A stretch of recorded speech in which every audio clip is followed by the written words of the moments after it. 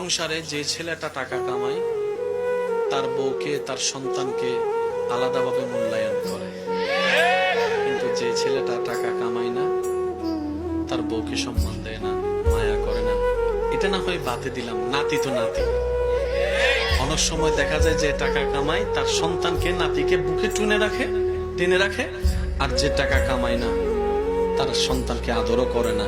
এমন দাদা দাদি, নানা নানি, একটু জোরে বলতে হবে ঠিক কিনা?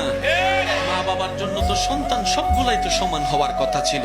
এবার বলেন রিজিকের মালিক কে?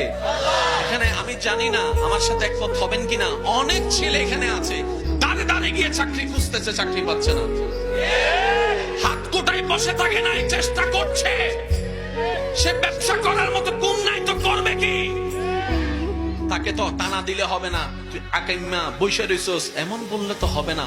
পারলে উৎসাহ দিন, আর বেশি যদি দরদ লাগে নিজে কিছু কুম দিয়া তাকে একটু রাস্তা করে দেন, কর্জে হাসানার ব্যবস্থা করে দেন।